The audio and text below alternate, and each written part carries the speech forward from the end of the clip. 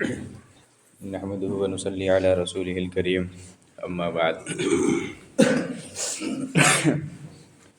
کل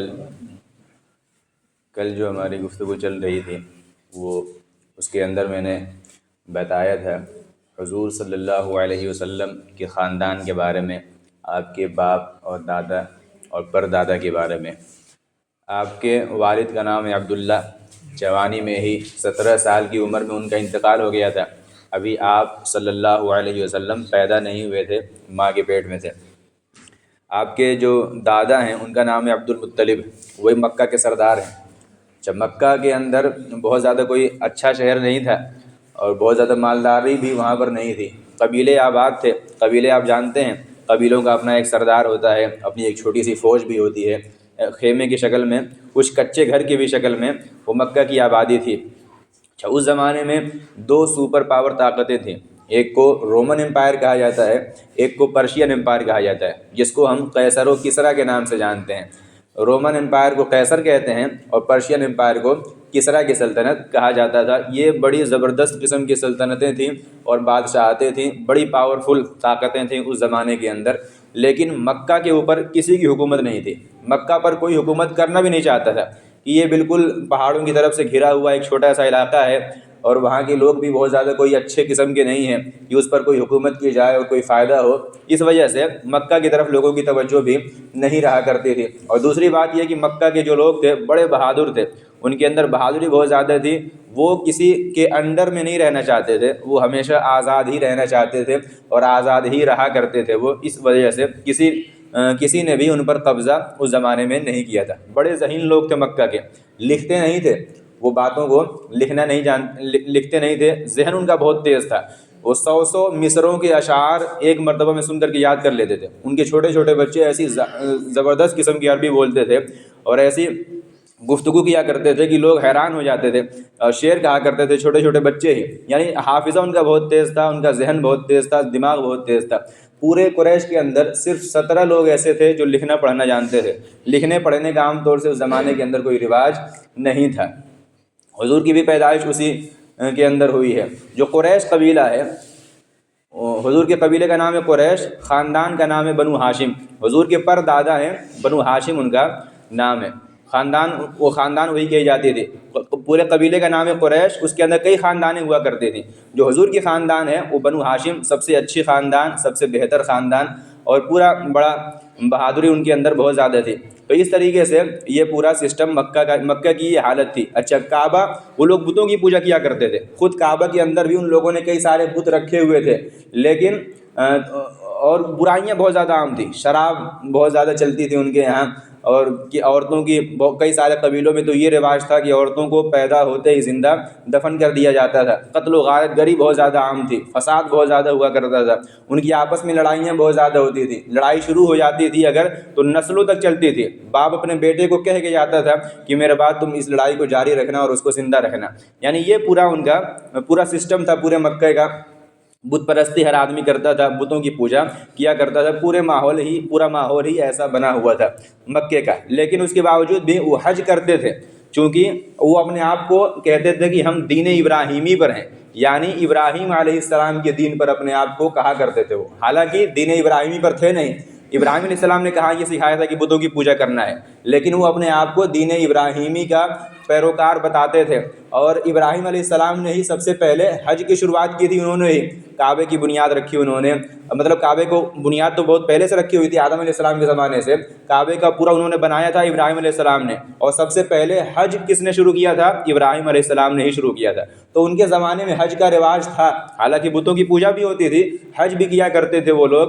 ان کا کوئی خاص طریقہ رہا ہوگا حج کرنے کا، جس طریقے سے ہم آج کرتے ہیں اس طریقے سے نہیں کرتے تھے۔ تب یہ ننگے ہو کر کے حج کرتے تھے، کپڑا اپنا نکال کر کے ننگے ہو کر کے کعبے کا طواف وہ کیا کرتے تھے۔ بہرحال یہ حضور کے پر دادا ہیں ہاشم، حضور کے دادا ہیں عبد المطلب اور والد ہیں عبداللہ۔ دادا ابھی زندہ ہیں، والد کا انتقال ہو چکا ہے، ابھی حمل کے حالت میں تھی ان کی ماں۔ ان کی ماں کہتی ہیں کہ جب میں پریگنینسی کی حالت میں تھی، حمل کی حالت میں تھی، مجھے بڑے اچھے اچھے خواب آیا کرتے تھے۔ حالانکہ اس زمانے میں عورتوں کو برے خواب آتے ہیں، شیطانی خواب آتے رہتے ہیں اس زمانے کے اندر، لیکن حضرت آمینہ کہتی ہیں کہ مجھے بڑے اچھے خواب آیا کرتے تھے، اور مجھے کوئی کہنے والا کہتا تھا کہ تمہارے پیٹ میں بڑا ہی کوئی مبارک بچہ ہے، بڑی عظیم شخصیت کو تم نے اپنے پیٹ کے اندر لیا ہوا ہے۔ اس طریقے کے خواب میں دیکھا کرتی تھی، اور مجھے کوئی دشواری نہیں ہوتی تھی حمل کے زمانے میں، بالکل سکون کے ساتھ میرا وہ مرحلہ جو 9 مہینے کا تھا بالکل سکون کے ساتھ اور عافیت کے ساتھ کٹا تھا۔ ربیع الاول کے مہینے میں، یہ جو مہینہ چل رہا ہے یہ شعبان کا مہینہ چل رہا ہے، یعنی محرم سے شروعات ہوتی ہے، محرم، صفر، ربیع الاول، تیسرا مہینہ ہے عربی تاریخ کا۔ ربیع الاول کے مہینے میں حضور کی پیدائش ہوئی ہے۔ تاریخ کون سی ہے اس کے بارے میں اختلاف ہے، متعین نہیں کہ کون سی تاریخ کو ہوا تھا۔ مشہور کیا ہے 12 تاریخ، ربیع الاول کی 12 تاریخ مشہور ہے، کنفرم نہیں کہہ سکتے ہم کہ وہی دن ہو۔ بعض روایتوں سے یہ پتہ چلتا ہے کہ 8 تاریخ کو پیدائش ہوئی، بعض سے پتہ چلتا ہے کہ 9 تاریخ کو پیدائش ہوئی ہے، مشہور 12 ربیع الاول ہے۔ بہرحال جس دن بھی ہو، اللہ تبارک و تعالیٰ نے اس کو چھپا لیا، ظاہر اللہ تبارک و تعالیٰ کی مرضی نہ تھی کہ یہ ظاہر ہو، اگر اللہ تعالیٰ چاہتے تو متعین وہ بھی ہو جاتا۔ سوموار کا دن تھا، دن متعین ہے، سوموار کا دن تھا، مہینہ بھی ربیع الاول کا مہینہ تھا، تاریخ ہو سکتا ہے کہ 8 ربیع الاول ہو یا 9 ربیع الاول ہو یا 12 ربیع الاول ہو۔ تو اس دن صبح صادق کے وقت حضور کی پیدائش ہوئی ہے۔ صبح صادق کا وقت کون سا ہوتا ہے؟ فجر کا وقت۔ جب فجر کا وقت شروع ہوتا ہے، فجر کے وقت سوموار کے دن حضور کی پیدائش ہوئی تھی صلی اللہ علیہ وسلم۔ جب میں نام لوں حضور کا تو آپ کو بھی صلی اللہ علیہ وسلم کہنا ہے، دل کے اندر کہا کریں۔ قرآن مجید میں دوسرے خطبے میں آپ نے سنا ہوگا، جمعہ کے دن دوسرا خطبہ پڑھا جاتا ہے، اس میں ایک آیت پڑھی جاتی ہے، ان اللہ و ملائکتہ یصلون علی النبی یا ایھا الذین آمنوا صلوا علیہ وسلموا تسلیما۔ اس آیت کے اندر اللہ تعالیٰ مسلمانوں سے کہہ رہے ہیں کہ یہ مسلمانوں، اللہ بھی اور اس کے فرشتے بھی پیغمبر پر درود بھیجتے ہیں، اس وجہ سے تم بھی درود بھیجا کرو اے مسلمانوں۔ اس وجہ سے جب بھی حضور صلی اللہ علیہ وسلم کا نام آئے تو صلی اللہ علیہ وسلم کہنا چاہیے، دل کے اندر بھی کہہ سکتے ہیں آپ۔ اس کا مطلب یہ ہوتا ہے کہ اللہ محمد پر رحمت نازل فرمائے اور سلامتی نازل فرمائے، یہ کہنا چاہیے۔ حضور نے فرمایا صلی اللہ علیہ وسلم نے کہ جس آدمی کے سامنے میرا نام لیا جائے اور وہ مجھ پر درود نہ بھیجے، وہ دنیا کا سب سے بخیل آدمی ہے، سب سے کنجوس آدمی ہے۔ تو پڑھنا چاہیے درود، اس کے اپنے بہت سارے فائدے ہیں۔ تو سوموار کے دن پیدائش ہوئی ہے حضور صلی اللہ علیہ وسلم کی، وہ وقت تھا صبح صادق کا وقت، یعنی فجر کے وقت۔ بھاگی ہوئی خبر دی گئی حضور کے دادا عبد المطلب کو کہ آپ کے یہاں پوتے کی پیدائش ہوئی ہے۔ بھاگتے ہوئے آئے، اپنی گود میں اٹھایا، بڑا پیار کیا انہوں نے۔ مرحوم بیٹے کی اولاد ہوئی تھی، بڑا پیار کیا، اس کو اٹھا کر کے لے کے گئے کعبہ کے پاس جا کر کے کعبہ کا طواف کیا انہوں نے۔ طواف کرنے کے بعد انہوں نے کہا کہ میں اپنے اس بیٹے کا نام رکھتا ہوں محمد نام رکھا انہوں نے۔ ماں نے نام رکھا تھا احمد۔ حضور کے یہ 2 نام ہیں جو پیدائشی نام رکھے گئے تھے، دادا نے نام رکھا تھا محمد اور ماں نے نام رکھا تھا احمد۔ دونوں کا معنی یہ ہے، محمد معنی جو تعریفوں کا لائق ہو، جس کی تعریف کی جاتی ہو۔ ظاہر سی بات ہے، دنیا میں سب سے زیادہ کس کی تعریف کی جاتی ہے؟ حضور کی ہی تعریف کی جاتی ہے۔ اللہ تبارک و تعالیٰ نے تعریف کی، فرشتے تعریف کرتے ہیں، مسلمان تعریف کرتے ہیں۔ پوری دنیا میں اگر کوئی نام سب سے زیادہ رکھا جاتا ہے تو محمد نام رکھا جاتا ہے۔ پوری دنیا میں روزانہ 5 وقت اذانوں کے اندر، اشہد ان اذان کے اندر اللہ تبارک و تعالیٰ ان کا نام پکرواتے ہیں اور لیا جاتا ہے محمد صلی اللہ علیہ وسلم کا نام۔ تو محمد کہتے ہیں جس کی تعریف کی جائے، اور احمد کہتے ہیں جو تعریفیں کرنے والا ہو۔ حضور صلی اللہ علیہ وسلم نے سب سے زیادہ اللہ تبارک و تعالیٰ کی تعریف کی، دعاؤں کے ذریعے سے حضور نے جو ہمیں سکھایا ہے دعائیں، اس کے اندر بے حساب اللہ تبارک و تعالیٰ کی تعریف کی گئی ہے۔ تو حضور اللہ کی سب سے زیادہ تعریف کرنے والے ہیں، نام کا اثر ہے احمد۔ ان کی سب سے زیادہ تعریف کی گئی ہے، نام کا اثر ہے محمد۔ یہ 2 پیدائشی نام ہیں، اس کے علاوہ بہت سارے نام تھے۔ قرآن میں آپ دیکھتے ہیں، جب قرآن کھولیں گے آپ تو ایک طرف اللہ تبارک و تعالیٰ کا نام لکھا ہوا ہے، اس کے الٹی طرف یعنی آخر میں حضور کا ہی وہ نام لکھا ہوا ہے۔ وہ سارے حضور کے نام تھے، لیکن پیدائشی نام جو رکھا گیا تھا یہی 2 نام رکھے گئے تھے۔ دادا نے نام رکھا تھا محمد اور والدہ نے یعنی ماں نے نام رکھا تھا احمد۔ تو کعبے کے پاس لے کر کے گئے، اس کا طواف کیا اور نام رکھا انہوں نے، دادا نے محمد۔ 7ویں دن عقیقہ کیا دادا نے، عبد المطلب نے 7ویں دن عقیقہ کیا۔ لوگوں نے پوچھا کہ عبد المطلب نام تم نے بڑا عجیب رکھا ہے، ایسا نام تو ہمارے یہاں نہیں رکھا جاتا ہے، محمد نام تم نے رکھا ہے، خاندانی نام بھی نہیں ہے، عرب کے اندر بڑا کم رواج ہے اس نام رکھنے کا۔ کہا کہ ہاں میں نے اس کا نام محمد رکھا ہے، اس کی شان عجیب ہوگی، یہ اس کی تعریف کی جائے گی، یہ خود تعریفیں کرنے والا ہوگا، اس کی بھی تعریف کی جائے گی، اس وجہ سے میں نے یہ نام رکھا ہے۔ تو بہرحال 7ویں دن ان کا عقیقہ ہوا۔ اس کے بعد مسئلہ ہوا کہ مطلب پیدائش کے بعد دودھ پلانے کا، تو اس زمانے کی جو بڑے گھرانوں کی عورتیں ہوا کرتی تھیں اپنے بچوں کو دودھ نہیں پلاتی تھیں، وہ دائیاں ہوتی تھیں دودھ پلانے کے لیے. تو ان کی حضور کے چچا ہیں، سگے چچا حضور کے، ابو لہب نام ہے اس کا، یہ نام بڑا مشہور ہے، آگے بھی آئے گا. حضور کی سب سے زیادہ مخالفت اسی چچا نے کی تھی. لیکن جس وقت اس کو خبر دی گئی کہ تمہارے یہاں بھتیجے کی پیدائش ہوئی ہے، چونکہ مرحوم بھائی کے یہاں بیٹا پیدا ہوا تھا، تو ایک طریقے سے خوشی ہوئی. جس بادی نے لا کر کے اس کو خوشخبری سنائی تھی، سویبہ نام تھا اس بادی کا، اس نے آ کر کے کہا کہ ابو لہب تمہارا بھتیجا ہوا ہے. تو اس نے اپنی خوشی میں، مارے خوشی میں اپنی بادی کو آزاد کر دیا تھا کہ تم آزاد ہو، میں تمہیں آزاد کرتا ہوں. اسی بادی نے، سویبہ جس کا نام ہے، اس نے 3 دن تک حضور کو دودھ پلایا ہے. پھر اس کے بعد اس زمانے میں یہ رواج تھا کہ جو بچے پیدا ہوا کرتے تھے ان کو دیہاتوں میں بھیج دیا جاتا تھا. دیہاتوں میں پرورش اچھی ہوتی تھی، وہاں کی زبان عربی بڑی اچھی ہوتی تھی اور اس کی آب و ہوا بھی اچھی ہوا کرتی ہے دیہاتوں کی. اس وجہ سے بچوں کو پیدائش کے بعد دیہاتوں میں بھیج دیا جاتا تھا. تو حضور کی پیدائش جب ہوئی ہے تو کچھ دنوں کے بعد وہ دیہاتوں کی عورتیں آئی ہیں. طائف کا علاقہ آپ نے سنا ہے، نام بڑا مشہور علاقہ ہے، اب بھی اسی نام سے ہے. طائف کا ایک قبیلہ ہے بنو سعد، وہاں کی عورتیں آئیں مکہ میں بچوں کو لینے کے لیے. تو ساری عورتیں آئی ہیں، اس میں ایک عورت ہے حلیمہ سعدیہ ان کا نام ہے، یہ بعد میں مسلمان بھی ہو گئی تھی. اچھا، جب یہ اس زمانے میں، اس وقت طائف کے اندر قحط پڑا ہوا تھا، یعنی بارش نہیں ہوئی تھی، کھیتی وغیرہ اچھی نہیں ہوتی، ہریالی وغیرہ گھاس وغیرہ بھی نہیں ہوئی تھی، تو قحط پڑا ہوا تھا، سوکھا پڑا ہوا تھا. تو عورتیں آئی ہیں مکہ کے اندر. حلیمہ بڑی غریب عورت ہیں، غریب عورت ہیں، ان کے پاس بھی کھانے کے لیے کچھ نہیں ہے. ان کے پاس ایک اونٹنی ہے، جس اونٹنی پر وہ سواری کر کے آ رہی ہیں، اس کے اندر بھی دودھ بہت کم اتر رہا ہے آتے ہوئے، اور بالکل مریل اونٹنی ہے، وہ چل بھی نہیں پا رہی ہے صحیح طریقے سے.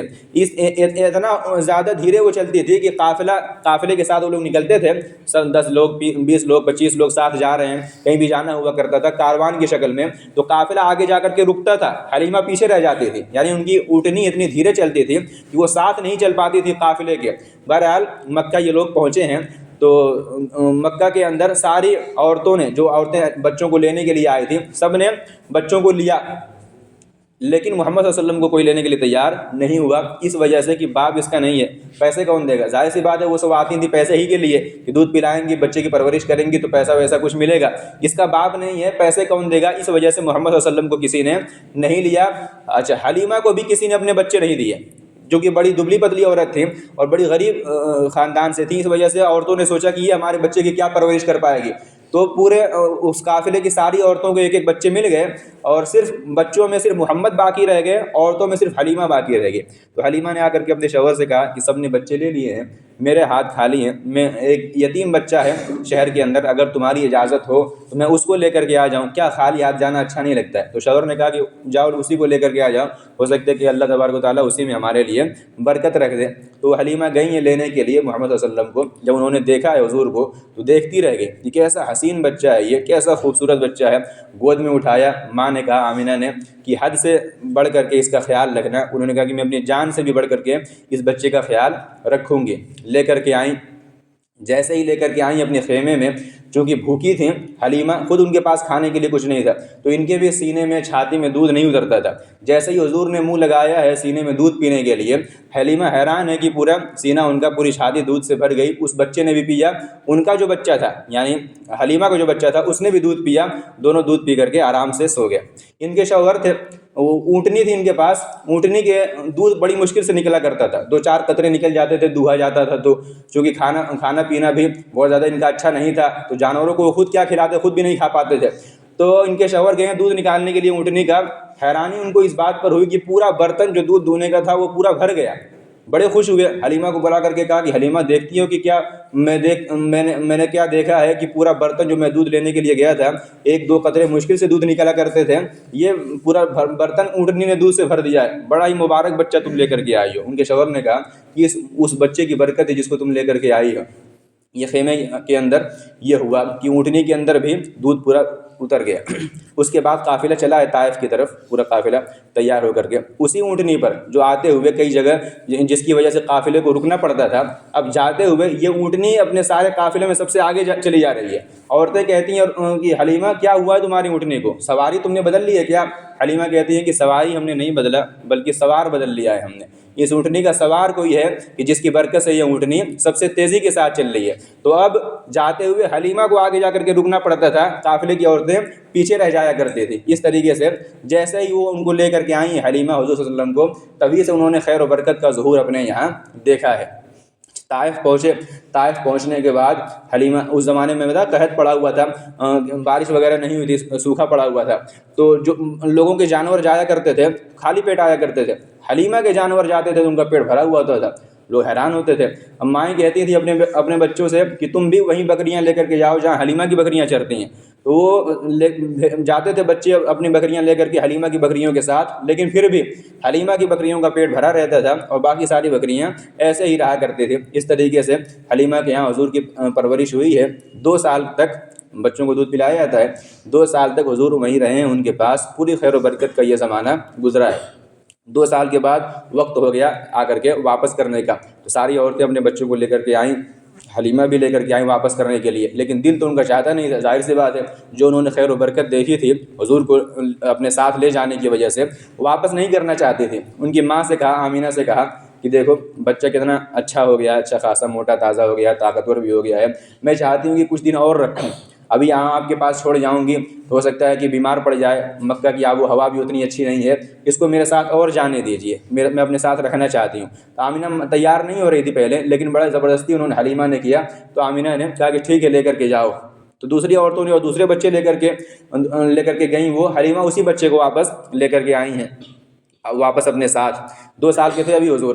اچھا، اس بار عجیب واقعہ پیش آیا کچھ زمانے کے بعد، جب حضور 4 سال کے تقریباً ہو گئے، عجیب واقعہ یہ پیش آیا کہ حضور جب تھوڑا بڑے ہو گئے تھے، چلنے پھرنے کے قابل ہو گئے تھے، تو حلیمہ کے بیٹے وغیرہ جاتے تھے جنگل میں بکریاں چرانے کے لیے، تو حضور بھی چلے جاتے تھے ان کے ساتھ بکریاں چرانے کے لیے، ساتھ رہا کرتے تھے وہ۔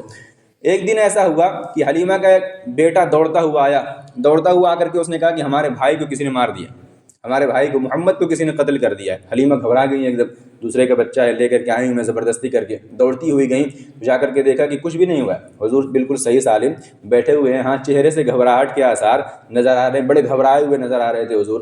حلیمہ گئیں، جا کر کے پوچھا کہ کیا بات ہے، کیا کچھ ہوا ہے؟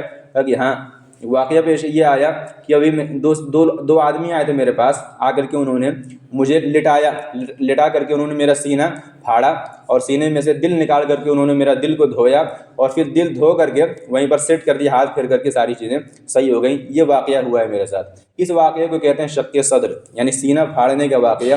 اس طرح کا واقعہ حضور کے ساتھ 4 مرتبہ ہوا ہے، ایک یہی 4 سال کی عمر میں پہلی مرتبہ ہوا، ایک 10 سال کی عمر میں، ایک جب نبی بننے جا رہے تھے 40 سال کی عمر کے قریب تب یہ واقعہ پیش آیا تھا، ایک جب معراج کا سفر ہو رہا تھا 50 سال حضور کی عمر ہو گئی تھی تب یہ واقعہ پیش آیا ہے کہ سینہ پھاڑ کر کے حضور کا، وہ دو جو آدمی تھے وہ 2 فرشتے تھے، جبرائیل اور میکائیل علیہ السلام، اللہ تبارک و تعالیٰ کی طرف سے یہ انتظام ہوا تھا کہ آ کر کے وہ حضور کے سینے کو دھو دیں۔ کیوں؟ اس کے اندر کیا حکمت تھی، کیا مصلحت تھی، کیا لاجک تھی، اللہ تبارک و تعالیٰ ہی بہتر جانتے ہیں، اور ہمیں بھی انہی کے ہی سپرد کر دینا چاہیے۔ لیکن بظاہر علماء نے جو مصلحتیں بتائی ہیں اس وجہ سے، تاکہ وہ جو سینے وغیرہ کو دھویا گیا ہے تاکہ شیطان کا اثر ان کے اندر سے ختم ہو جائے، معصیت کا اور گناہ کا اثر ختم ہو جائے، اس وجہ سے دھویا گیا۔ اچھا، ہمیں حیرانی ہوتی کہ ایسا کیسے ہو گیا کہ سینہ پھاڑا گیا اور دل نکال کر کے دھویا گیا اور پھر سیٹ کر دیا گیا۔ اب اس زمانے کے اندر اس کو سمجھنا کوئی دشوار نہیں ہے۔ ہم دیکھتے ہیں ہارٹ کا آپریشن ہوتا ہے، کیسے پورا پھاڑ کر کے پورا الگ کر کے، بسا اوقات تو کڈنی نکال کر کے دوسری کڈنی لگا دی جاتی ہے۔ تو اب اس زمانے کے اندر اس طریقے کے واقعات کو سمجھنا کوئی دشواری نہیں معلوم ہوتی، آسانی کے ساتھ اس کو سمجھا جا سکتا ہے۔ تو اس زمانے میں جبرائیل و میکائیل علیہ السلام نے آ کر کے انہوں نے سینہ حضور کا پھاڑا اور یہ واقعہ پورا پیش آیا ہے شق صدر کا، حدیثوں سے ثابت ہے، اس پر ایمان اور یقین رکھنا ضروری ہے۔ تو بہرحال یہ واقعہ پیش آیا، اب حلیمہ گھبرا گئی، انہوں نے سوچا کوئی شیطان جن وغیرہ کا سایہ ہو لگتا ہے، اس وجہ سے آئیں، وہ بچے کو لے کر کے آ کر کے آمینہ کے حوالے کر دیا کہ نہیں بس میں نہیں رکھنا چاہتی ہوں، اب یہی اتنا کافی ہے۔ آمینہ کہنے لگی تم تو بڑے زبردستی کر کے مجھ سے لے کر کے گئی تھی، اب کیوں واپس لے کر کے آ رہی ہو؟ تو حلیمہ بتانا نہیں چاہ رہی تھی کیا واقعہ پیش آیا۔ آمینہ خود کہنے لگی تمہیں لگتا ہے شاید ڈر محسوس ہو رہا ہو کہ اس بچے کے اوپر کوئی شیطان یا جن وغیرہ کا اثر ہو، تو میں تم سے خدا کی قسم کھا کر کے کہتی ہوں کہ یہ میرا بچہ بڑا عظیم بچہ ہوگا۔ جب سے یہ میرے پیٹ کے اندر رکا تھا، جب سے میرا حمل ٹھہرا تھا اس کو لے کر کے، تب سے میں نے خیر و برکت کے علاوہ کچھ بھی نہیں دیکھا ہے، ہمیشہ میں نے بھلائیاں ہی دیکھی ہیں اس بچے کی وجہ سے۔ تم رہنے دو اس کو، میں اب اپنے پاس ہی رکھوں گی۔ جب 4 سال کی حضور عمر ہوئی ہے تو اپنی ماں کے پاس، آمینہ رضی اللہ تعالیٰ عنہا کے پاس حضور آ گئے ہیں۔ اب اس کے بعد ماں کے پاس ہی رہنے لگے۔ 6 سال کی قریب عمر ہوئی تو ماں نے کہا، آمینہ نے، کہ چلو ابا کی قبر کی زیارت تمہیں میں کراتی ہوں۔ حضور کے والد کی قبر کہاں ہے؟ مدینہ کے اندر۔ وہ سفر میں گئے تھے، مدینے میں آ کر کے ان کا انتقال ہو گیا تھا۔ تو آمینہ نے حضور سے کہا، محمد صلی اللہ علیہ وسلم سے کہا کہ میں باپ کی قبر پر چلتی ہوں، تم کو بھی لے کر کے چلوں گی تاکہ وہاں پر مدینہ چلتے ہیں۔ تو دونوں آدمی گئے، آمینہ تھیں، حضور تھے، 6 سال کی عمر تھی حضور کی، اور ایک باندھی ہیں ان کی، ام ایمن نام ہے ان کا، برکہ اصل نام تھا، ام ایمن ان کو کہا جاتا تھا۔ یہ بڑی مشہور عورت ہوئی ہیں۔ جب ان بعد میں ان کی حبشن عورت تھی، یعنی کالے جو لوگ ہوتے ہیں حبشی، ویسے ہی عورت تھی ہیں۔ ان کی شادی بعد میں ہوئی ہے زید بن حارثہ سے۔ ان کے بیٹے ہوئے ہیں اسامہ بن زید، جو حضور کو بڑے محبوب تھے، حضور ان سے بہت زیادہ محبت کیا کرتے تھے۔ حضور جب ان کی شادی کرنے لگے ام ایمن کی، تو انہوں نے کہا کہ کوئی ہے تم میں سے جو جنتی عورت سے شادی کرنا چاہتا ہے تو وہ ام ایمن سے شادی کر لے۔ یعنی بڑی مبارک عورت تھی، بڑی بابرکت عورت، مسلمان ہو گئی تھی بعد میں۔ ابھی تو یہ بچپن کا واقعہ ہے حضور کے، ابھی بالکل جوان تھی وہ، تو وہی باندھی تھی ساتھ میں۔ حضور 6 سال کے ہیں، ماں ہے آمینہ اور وہ باندھی ہے ام ایمن۔ یہ 3 لوگ گئے مدینہ کے اندر، کچھ دن تک رہے ہیں وہاں، والد کے قبر کی زیارت کی، اور وہاں حضور کے دادا کا یعنی عبد المطلب کا ننیحال بھی تھا وہاں، وہیں پر ہاشم کی سسرال تھی وہاں۔ تو وہاں کچھ دن رہنے کے بعد جب واپس آ رہے تھے، ابوا کے مقام پر پہنچا، ابوا ایک جگہ کا نام ہے، وہیں حضرت آمینہ کی طبیعت اچانک بگڑ گئی، اچانک طبیعت بگڑی اور اسی وقت انتقال ہو گیا۔ اچھا، سفر میں کی حالت میں ہے، باپ کا انتقال پہلے ہو چکا ہے، اور ایک 6 سال کا بیٹا ہے، اور ایک باندھی ہے، اور ایک ماں ہے۔ ماں کا انتقال حضور کے بالکل سامنے، اچانک بیمار، طبیعت خراب ہوئی، اچانک انتقال ہو گیا، ان کو وہیں پر دفن کر دیا گیا۔ ایک معصوم بچہ ایک عورت کے ساتھ، ام ایمن کے ساتھ، ام ایمن ان کو وہاں سے لے کر کے آئیں، لا کر کے انہوں نے عبد المطلب کے حوالے کیا۔ تھوڑا سا سمجھدار بھی ہو گئے تھے، 4 سال کا بچہ بہت کچھ جاننے اور سمجھنے لگتا ہے، تو بڑے رویا بھی کرتے تھے حضور ہر وقت۔ اس وقت پہلی بار حضور کو اپنی یتیمی کا احساس ہوا کہ ایک ماں ہی تھی جو بظاہر ایک سہارا تھی باپ کے گزر جانے کے بعد، اب وہ سہارا بھی سر سے اٹھ گیا ہے اور وہ اثر بھی ختم ہو گیا ہے۔ بڑے دکھی رہا کرتے تھے، لیکن دادا نے، عبد المطلب زندہ تھے اس وقت، انہوں نے بڑا زبردست حضور کا خیال رکھا اور بڑے اچھے طریقے سے پرورش انہوں نے اپنے پوتے کی تھی۔ لیکن قدرت کا کرنا یہ ہوا کہ ابھی 2 ہی سال رہ پائے تھے حضور، یعنی حضور 8 سال کے ہوئے ہیں، تبھی دادا کا بھی انتقال ہو جاتا ہے۔ یعنی اب باپ بھی نہیں رہا، ماں بھی نہیں رہی، اور دادا جو سب سے زیادہ محبت کر سکتا ہے اپنے پوتے سے، اس کا بھی انتقال ہو گیا۔ عبد المطلب بڑی عزت کیا کرتے تھے اپنے اس پوتے کی۔ ان کا تخت لگتا تھا کعبہ کے، چونکہ مکہ کے سردار تھے وہ، ان کی چٹائی بچھائی جاتی تھی کعبہ کے صحن کے اندر، اس چٹائی پر کوئی نہیں بیٹھتا تھا، صرف حضور جا کر کے بیٹھتے تھے اس چٹائی پر۔ اپنے بیٹوں کو اور بھتیجوں کسی کو بھی بیٹھنے نہیں دیتے تھے عبد المطلب اس چٹائی کے اوپر، اس تخت کے اوپر، لیکن محمد صلی اللہ علیہ وسلم کو لا کر کے اپنے ساتھ بٹھایا کرتے تھے، بڑی محبت کا معاملہ کرتے تھے، اور بڑی۔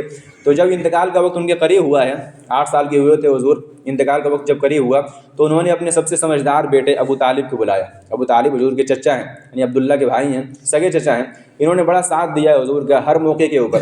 ابو طالب کو انہوں نے بلایا، عبد المطلب نے کہا کہ میرے مرنے کا وقت، 85-86 سال ان کی عمر ہو گئی تھی، میرے مرنے کا وقت قریب ہو گیا ہے، میں اپنے اس امانت کو تمہارے حوالے کرتا ہوں، میرے اس پوتے کی اچھے طریقے سے پرورش کرنا۔ ابو طالب نے کہا کہ میں اپنے بیٹوں سے بھی بڑھ کر کے اپنے اس بھتیجے کا خیال رکھوں گا۔ بہرحال ابو طالب کے حوالے کیا انہوں نے، عبد المطلب نے، اور عبد المطلب کا انتقال ہو گیا ہے۔ اب سب سے زیادہ تکلیف اگر حضور کو ہوئی تھی تو اپنے دادا کے انتقال کی محسوس ہو رہی تھی، اس وجہ سے کہ ماں کا انتقال ہوا، چھوٹے تھے، 4 سال ان کی عمر، 6 سال ان کی عمر تھی، اور باپ کا انتقال تو بہت پہلے، پیدا ہونے سے پہلے ہی ہو گیا تھا۔ 8 سال کا بچہ بہت کچھ سمجھنے لگتا ہے اور بہت کچھ جاننے لگتا ہے، تو بڑی تکلیف میں حضور رہ رہے تھے اس وقت، لیکن چچا نے بڑا سنبھالا ابو طالب نے، اور بڑے اچھے طریقے سے ابو طالب نے پرورش کی، چچا کے پاس ہی رہنے لگے۔ بکریاں چرانے بھی جایا کرتے تھے کبھی کبھی۔ حضور ایک موقع پر کہنے لگے نبی بننے کے بعد کہ ہر پیغمبر نے بکریاں چرائی ہیں، تو صحابہ نے پوچھا کہ اللہ کے رسول آپ نے بھی چرائیں؟ کہ ہاں میں بھی چرایا کرتا تھا۔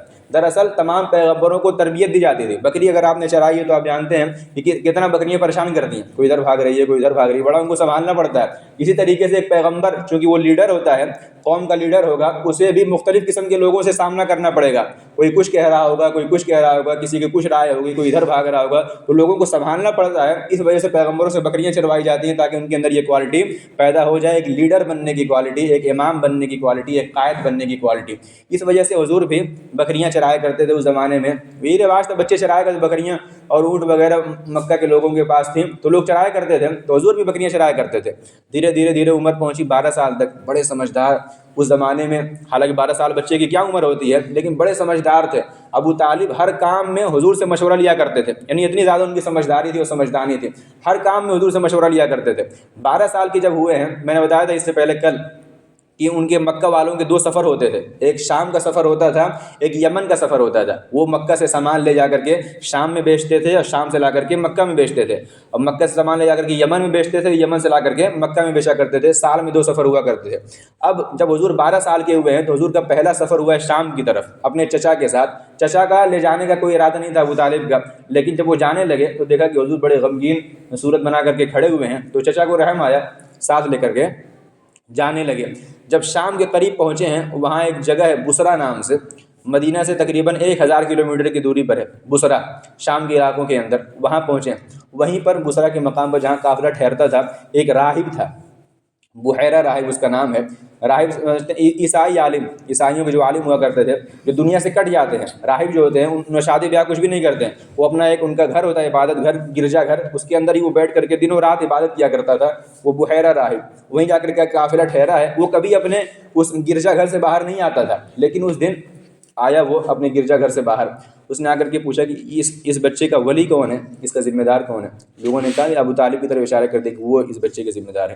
آیا ان کے پاس، کہنے لگا یہ بڑا عظیم بچہ معلوم ہو رہا ہے مجھے، کیوں تمہیں ایسا کیسے محسوس ہوا؟ ابو طالب نے پوچھا، کہا کہ میں دیکھ رہا تھا کھڑکی سے کہ جب یہ بچہ ادھر اس طرف سے آ رہا ہے تو کوئی شجر و حجر، یعنی کوئی درخت اور پتھر ایسا نہیں تھا جو اس بچے کو سجدہ نہ کر رہا۔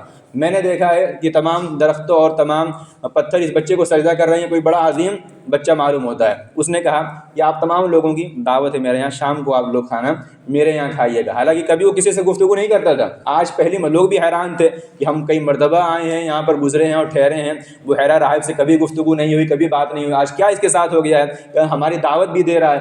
تو شام کو اس نے دعوت دیا، سب لوگ آ گئے، وہ ڈھونڈ رہا ہے حضور کو کہ محمد کہاں ہے، وہ نہیں آئے تھے۔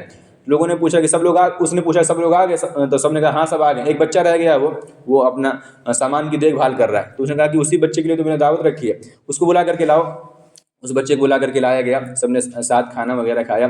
تو ابو طالب سے پھر اس بچے نے کہا، اور اس راہب نے کہا یہ بچہ پیغمبر ہے۔ پہلے پوچھا کہ آپ اس کے کیا لگتے ہیں؟ تو ابو طالب نے کہا کہ میرا بیٹا ہے۔ کہا کہ ہو ہی نہیں سکتا، یہ ہو ہی نہیں سکتا کہ آپ اس کے والد ہوں۔ ہم جو جانتے ہیں یہ کہ وہ بچہ یتیم ہوگا جو اس کائنات کا آخری پیغمبر بننے والا ہے۔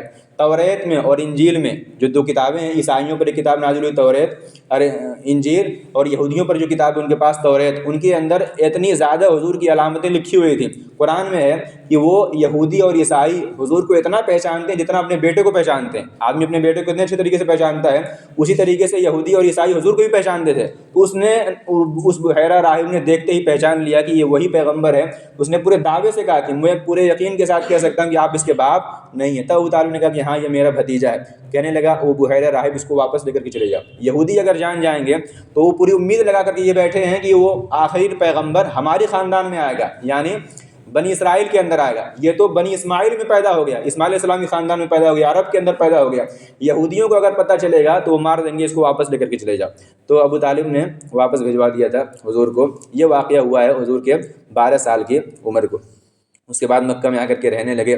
اب جوانی کا دور شروع ہوتا ہے۔ بچپن میں حضور کھیلوں وغیرہ کو پسند نہیں کرتے تھے، کوئی کھیل وغیرہ نہیں کھیلتے تھے، بس ایک کسی چیز کے اندر غور و فکر میں لگے رہتے تھے۔ کچھ سوچا کرتے تھے ہمیشہ، اس دنیا کو پیدا کرنے والا کون ہے، میں کیوں دنیا کے اندر آیا ہوں، یہ لوگ کیا کر رہے ہیں، کیوں یہ لوگ اپنے ہاتھوں سے بتوں کو بناتے ہیں پھر اس کی پوجا کرتے ہیں۔ یعنی یہ مسلسل غور و فکر حضور کا، جب سے حضور نے ہوش سنبھالا تھا تبھی سے حضور کے دماغ میں یہی سب باتیں چل رہی تھیں کہ میں اس دنیا کے اندر کیوں پیدا ہوا ہوں، میرے دنیا میں مقصد، آنے کا مقصد کیا ہے۔ کبھی کھیل وغیرہ کی طرف حضور کی توجہ نہیں گئی تھی، بچوں کے ساتھ کھیلا نہیں کرتے تھے۔ اب دھیرے دھیرے جوانی کا دور شروع ہوا ہے۔ جوانی ایسی پاکیزہ جوانی حضور کی گزری ہے، یہ پورے مکہ کے اندر مشہور ہو گئے تھے کہ ایسا سمجھدار لڑکا ایسا سمجھدار نوجوان اور ایسا عقلمند نوجوان، ایسا پاک باز نوجوان، ایسی پاکیزہ جوانی کسی کی نہیں ہے۔ بڑا امین ہے، امانت دار ہے، 1 روپیہ بھی ادھر سے ادھر نہیں کر سکتا ہے، سچ بولتا ہے، کسی نے اس کے منہ سے جھوٹ بات کبھی سنی ہی نہیں ہے، بڑا سمجھدار آدمی ہے۔ یعنی پورے عرب کے اندر اور پورے مکہ کے اندر یہ بات بہت زیادہ شہرت والی ہو گئی تھی، پورے مکہ کے اندر یہ بات پھیل گئی تھی، لوگ ان کے سچائی کی قسمیں کھایا کرتے تھے کہ محمد سچ ہی بولتے ہیں، ہمیشہ جھوٹ نہیں بول سکتے، وہ امانت دار آدمی ہے۔ ایسی جوانی ہونی چاہیے ہم سب کے، سارے نوجوانوں کی، بالکل پاکیزہ جوانی، بالکل صاف ستھری جوانی حضور کی گزری ہے کہ کوئی آدمی ایک انگلی بھی نہیں رکھ سکتا کہ حضور نے یہاں پر غلطی کی ہے۔ جب حضور 12 13 15 سال کے آس پاس ہوئے تو کعبہ کی ایک دیوار ٹوٹ گئی تھی، وہی بن رہی تھی، تو سارے بچے پتھر لا رہے تھے اپنے پیٹھ پر رکھ کر کے، تو حضور بھی لا رہے تھے پتھر، تو چچا نے کہا کہ پتھر لا رہے ہو کندھے پر رکھ کر کے، تہبند اپنا کھول کر کے، ان کے یہاں ننگا ہونا کوئی عیب کی بات نہیں تھی، وہ ہمیشہ ننگے ہو جایا کرتے تھے، کوئی برا نہیں سمجھتے تھے اس کو، خانہ کعبہ کا وہ طواف بھی اسی ننگے ہو کر کے کیا کرتے تھے۔ تو چچا نے کہا کہ پتھر لا رہے ہو، نشان پڑ جائے گا اس پر، اپنا تہبند یعنی لنگی کھول کر کے اس کے اوپر رکھ لو، لیکن حضور مارے شرم کے بے ہوش ہو گئے تقریباً، یعنی گشی ان کے اوپر آ گئے کہ ایسا نہیں ہو سکتا کہ میں اپنا تہبند اتار کر کے اپنے اس پر رکھ لوں۔ ایسے ہی ایک موقع پر حضور کے ایک دوست تھے، انہوں نے کہا کہ رات میں محفلیں سجتی ہیں ہماری، خوب قصے کہانیاں ہوتی ہیں، ناچ گانا بھی ہوتا ہے، شراب و کباب کا دور چلتا ہے، تم بھی آیا کرو۔ حضور نہیں جاتے تھے، بکریاں ساتھ چرایا کرتا تھا وہ لڑکا، اس نے اکسایا کہ تم بھی آیا کرو ہمارے ساتھ، بڑا اچھا لگتا ہے، ہم لوگ خوب مزے کرتے ہیں رات میں، تم بھی آیا کرو۔ حضور نے ارادہ کیا جانے کا، گئے، ٹھیک ہے میں آ جاؤں گا، تیاری کر رہے تھے گھر جا کر کے کہ آج جانا ہے وہاں پر، اتفاق سے نیند آ گئی اور سوئے رہ گئے۔ دوسرے دن پھر اس نے پوچھا کہ آئے نہیں تم آج، پھر حضور نے کہا کہ آ جاؤں گا میں۔ دوسرے دن بھی حضور نے چاہا کہ میں جاؤں، لیکن پھر وہی نیند آ گئی تھی اور سو گئے تھے۔ یہ 2 مرتبہ بس ہوا ہے، حضور جانا چاہ رہے تھے، لیکن اللہ تبارک و تعالیٰ کی طرف سے یہ انتظام ہوا کہ نیند کی وجہ سے حضور سوئے رہ گئے، پھر کبھی گئے نہیں ہیں۔ تو نہ حضور نے اس زمانے میں بتوں کی پوجا کی اور نہ کچھ بھی، کوئی برائی کا کام۔ شراب بہت زیادہ عام تھی اس سماج کے اندر، اس معاشرے کے اندر، لیکن شراب بھی کبھی حضور نے نہیں پی تھی۔ بالکل پاکیزہ جوانی، صاف ستھری جوانی، جیسی ایک جوانی ہونی چاہیے ایک مسلمان کی، ویسی جوانی حضور نے گزاری ہے۔ دھیرے دھیرے عمر پہنچ گئی ہے 25 سال کی، 24 سال کی عمر کو حضور پہنچے ہیں۔ 24 سال کی عمر میں حضور نے دوسرا سفر کیا ہے شام کا۔ وہ سفر کیسے ہوا ہے؟ مکہ کے اندر ایک بڑی سمجھدار اور بڑی عزت والی عورت رہا کرتی تھی، ان کا نام ہے خدیجہ، بڑا مشہور نام ہے، یہ بعد میں ان کی شادی بھی حضور سے ہوتی ہے۔ بڑی مالدار عورت بھی تھیں اور بڑی شریف عورت تھیں، پورے مکہ کے اندر طاہرہ کے لقب سے وہ مشہور تھیں کہ بڑی پاک باز عورت ہیں وہ۔ ان کی 2 شادیاں پہلے ہو چکی تھیں، 40 سال ان کی عمر اس وقت تقریباً تھی، تو بڑی مالدار عورت تھیں۔ وہ خود چونکہ تجارت میں نہیں جا پاتی تھیں، تو وہ لوگوں کو بھیجتی تھی اپنا مال لے کر کے بھیجتی تھی، جاؤ پیسہ دے کر کے کہ جاؤ تجارت کرنا، تم جو نفع ہوگا ہم برابر بانٹ لیا کریں گے۔ تو حضور کے چچا ابو طالب گئے ہیں خدیجہ کے پاس، کہنے لگے کہ میرا بھتیجا کچھ کرتا نہیں ہے آج کل، کچھ تو تم اگر ساتھ دو، خدیجہ سے کہا تم اگر ساتھ دو تو کچھ تمہارے ساتھ یہ کاروبار کے اندر شریک ہو جائے۔ کہنے لگی کہ بڑا اچھا ہوگا، میں نے بھی ان کی تعریف سن رکھی ہے، بڑے امانت دار اور سچے آدمی، میں تو چاہوں گی ایسے آدمی کے ساتھ کاروبار کرنا۔ تو ٹھیک ہے، تو خدیجہ نے اپنا سامان حضور کو دیا کہ جائیے، جتنا میں اور لوگوں کو دیتی ہوں فائدہ، جتنا میں اور لوگوں کو دیتی ہوں نفع، اس سے بڑھا کر کے آپ کو دوں گی۔ بات طے ہو گئی، حضور لے کر کے گئے ہیں۔ تو خدیجہ نے اپنا ایک غلام میسرہ بھی ان کے ساتھ لگا دیا کہ ساتھ رہے گا، آپ کے کام وام کرے گا آپ کا۔ تو یہ لوگ گئے ہیں، شام میں تجارت کا سفر ہوا ہے۔ پھر وہیں شام کے اندر ایک اور راہب سے ملاقات ہوئی ہے، اس کا نام ہے نستورہ راہب۔ وہ آیا، میسرہ سے پوچھنے لگا جو حضور کے ساتھ غلام تھا، کون ہے یہ؟ اس نے کہا کہ یہ ہمارے قریش کا ایک نوجوان ہے۔ پوچھا اس نے کیسی عادتیں اس کی ہیں، کیسے اخلاق ہیں، کیا کرتا ہے، اس کے والد زندہ ہیں، یتیم ہے کیا، اس نے پورا ڈیٹیل اس نے لی۔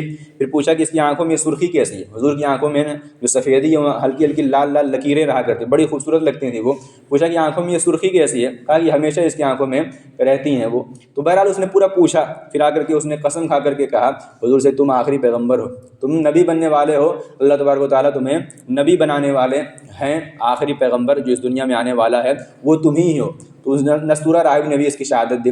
بہرحال وہ قافلہ گیا، حضور گئے شام میں تجارت کی اور بڑا فائدہ ہو، چونکہ بڑے سمجھدار آدمی تھے، بڑا اچھا کاروبار کیا کرتے تھے حضور، بڑے معاملہ فہم تھے، تو بہت فائدہ ہوا ہے، بہت فائدہ ہوا۔ جب واپس آئے ہیں چلا کر کے خدیجہ نے پوچھا میسرہ سے بتاؤ سفر کی حالات، تو میسرہ نے بتایا کہ میں دیکھتا تھا کہ ایک بادل ان کے اوپر ہمیشہ سایہ کیے رہتا تھا، جہاں جہاں بھی حضور جاتے تھے ایک بادل ان کے اوپر ہمیشہ سایہ کیا کرتا تھا۔ اور اس نستورہ راہب کی بات بھی انہوں نے بتائی میسرہ نے کہ اس راہب نے کیا کیا کہا تھا۔ تو ان کے ایک چچا زاد بھائی ہیں خدیجہ کے، ورقہ ابن نوفل نام ہے، وہ بڑے عالم تھے یہودیت کے اور عیسائیت کے، ان کے پاس گئی خدیجہ، پورا واقعہ بیان کیا کہ ایسا ایسا ہوا ہے، میں نے حضور کو بھیجا، محمد کو بھیجا تھا، یہ واقعات پیش آئے ہیں۔ اس نے بھی یہی کہا کہ کوئی بڑی عظیم شخصیت معلوم ہوتی ہے وہ، اس وجہ سے اس کے بعد سے خدیجہ کے دل میں حضور کی محبت پیدا ہو گئی، انہوں نے چاہا کہ میں حضور سے شادی کر لوں، رشتہ بھجوایا انہوں نے خدیجہ نے حضور کے پاس، حالانکہ 40 سال ان کی عمر تھی، حضور کی عمر کتنی تھی؟ 25 سال، خدیجہ کی عمر 40 سال تھی۔ رشتہ بھجوایا انہوں نے حضور کے بعد اپنے سہیلی کے واسطے سے، آ کر کے انہوں نے حضور نے اپنے چچا وغیرہ سے بات کی، خاندان کے بڑے لوگوں سے، سب تیار ہو گئے۔ حالانکہ خدیجہ کا بے حساب رشتہ آتا تھا، بڑی مالدار عورت بھی تھیں اور بڑی شریف عورت تھی، پورے مکہ کے اندر ان کی شہرت تھی، ان کی پاک بازی کی اور پاک دامنی کی، لیکن انہوں نے چنا ایک غریب کو، یتیم کو، جو بس اس وجہ سے کہ یہ بڑا شریف آدمی ہے محمد اور بڑا پاکیزہ آدمی ہے، بڑی پاک باز اس کی جوانی ہے، اس وجہ سے انہوں نے چنا تھا۔ حضور نے قبول کر لیا رشتہ، دونوں کی شادی ہو گئی ہے خدیجہ کی اور حضور کی 25 سال کی عمر میں۔ اب اس کے بعد کے واقعات انشاءاللہ کل بیان کیا جائے گا۔ یہ پوری تفسیر ہے بچپن سے لے کر کے جوانی تک کی حضور کی، بچپن بھی پاک صاف ستھرا اور جوانی بھی پاک صاف ستھری۔ اب اس کے بعد 25 سال کی عمر میں حضور پہنچ گئے ہیں، 40 سال کی عمر میں حضور نبی بنتے ہیں اور پیغمبر بنتے ہیں۔ اس کے بعد انشاءاللہ واقعہ تفصیل سے بیان کریں گے۔